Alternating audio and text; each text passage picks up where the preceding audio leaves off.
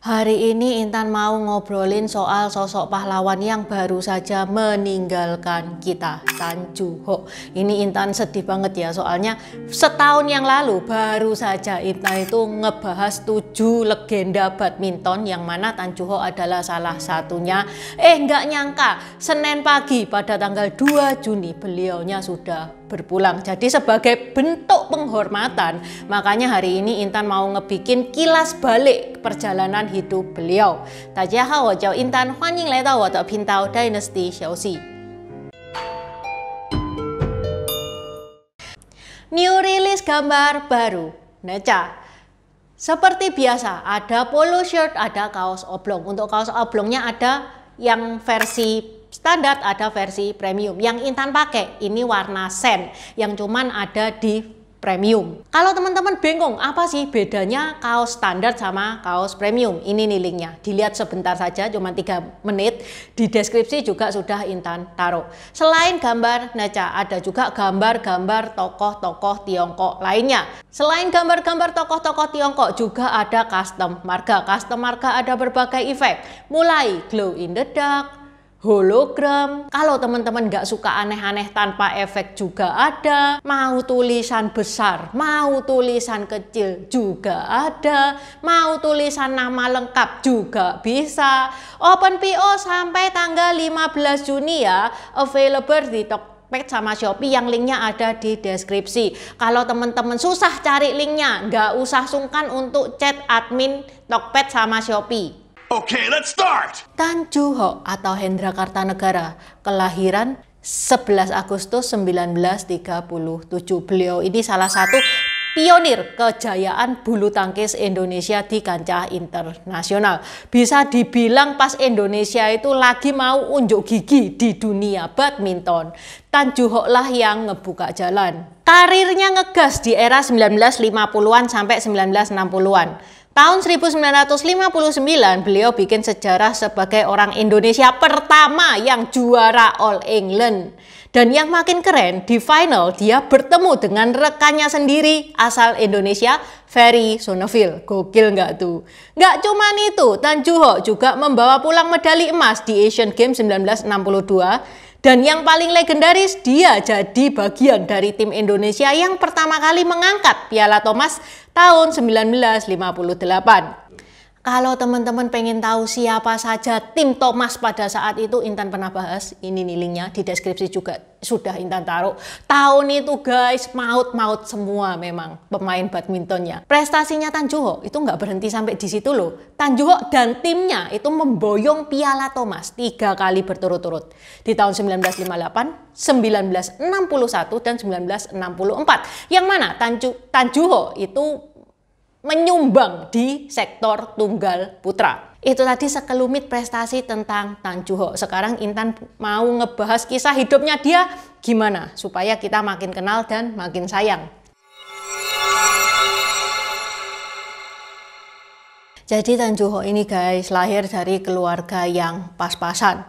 Pada waktu setelah perang kemerdekaan itu ya, Tan Joo Ho dan keluarganya itu wis berpindah ke mana-mana. Sampai akhirnya di Bandung, di Jalan New Strat yang sekarang adalah Jalan Kesatrian.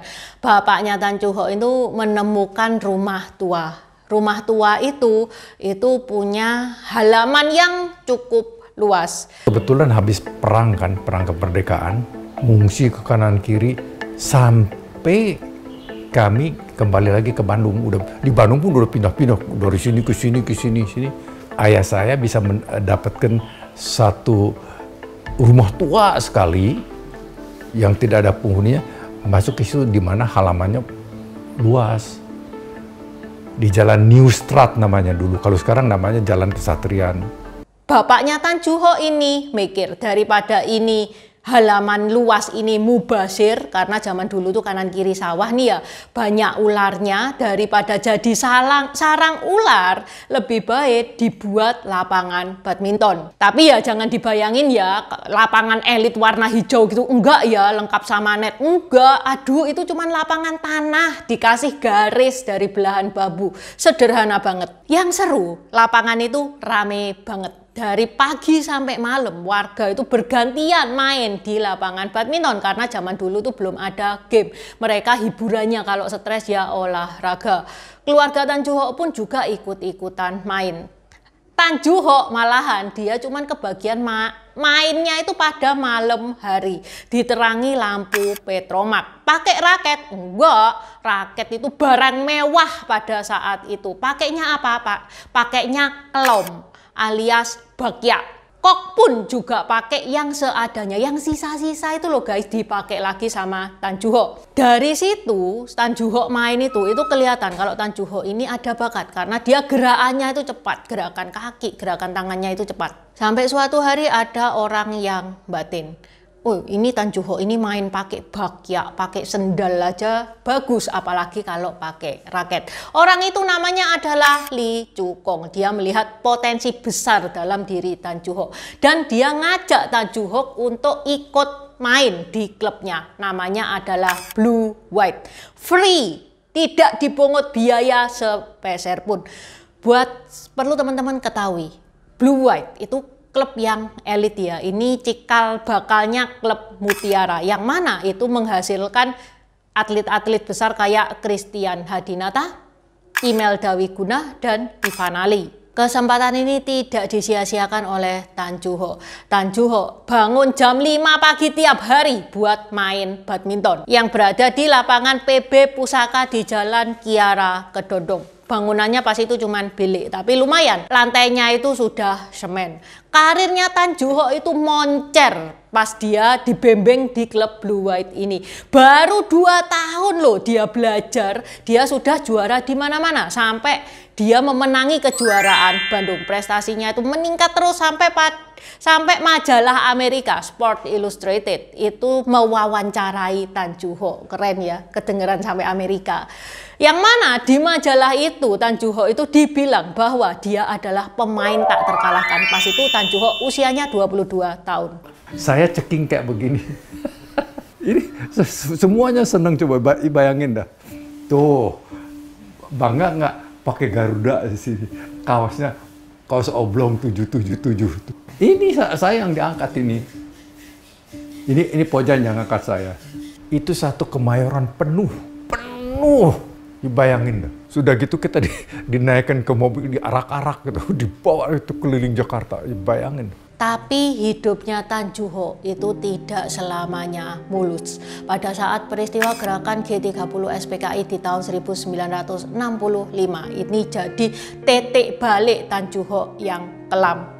Sebagai warga keturunan Tionghoa, Tan Ju Hock dan teman-teman sesama etnis Tionghoa ini merasa diperlakukan beda. Padahal pada saat di lapangan badminton, mereka itu membela negara itu sudah kayak gitu, semati-matian itu. Pada tahun 1967, Kolonel Mulyono itu manggil semua pemain badminton yang etnis Tionghoa dan boom! Mereka sudah menyiapkan nama Indonesia untuk para pemain badminton. Seperti Ang Ching Siang diganti nama Mulyadi, Wong Pek Sen diganti nama Darmadi, dan Tan Ju Hock diganti namanya dari Hendra Kertanegara. Nama Hendra itu yang ngasih Panglima Kodam Siliwangi, Pak Darmono namanya.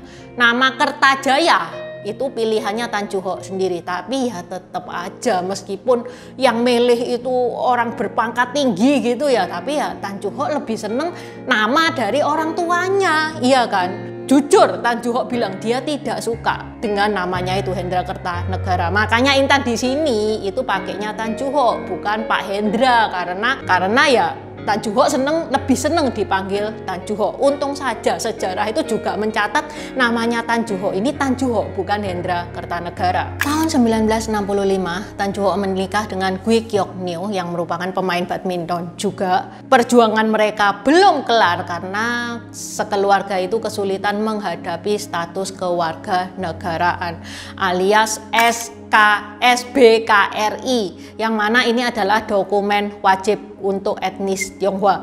Ini jadi ajang pemerasan di mana-mana loh ini SBKRI. Intan pernah bahas tentang SBKRI, untung sekarang sudah dihapus. Kalau teman-teman pengen tahu tentang SBKRI, ini linknya di deskripsi juga sudah Intan taruh. Meskipun dengan berbagai kesulitan ya sebagai orang etnis Tionghoa tinggal di Indonesia. Tan Choo Ho itu bilang, kalau aku mau pindah ke luar negeri, gampang bagi aku, tapi aku nggak mau.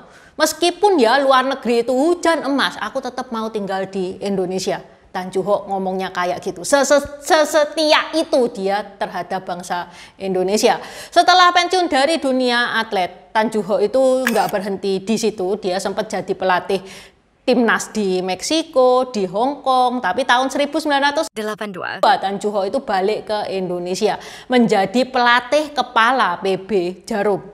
Hasilnya apa? Piala Thomas pada tahun 1984 dibawa pulang lagi oleh Indonesia setelah mengalahkan China 3-2. Tan Choo Ho, legenda bulu tangkis Indonesia, berpulang pada 2 Juni 2025. Pada jam 10.52 WIB di Rumah Sakit Medistra Jakarta di usia ke-87 tahun. Kabar duka ini langsung diumumkan oleh PBSI di hari yang sama. Belum ada keterangan resmi ya dari PBSI atau keluarga meninggalnya itu kayak gimana, karena apa, tapi dari Detik Sport dibilang bahwa Tan Choo Ho itu meninggal karena stroke. Berpulangnya Tan Choo Ho ini bukan cuman kehilangan bagi dunia bulu tangkis ya.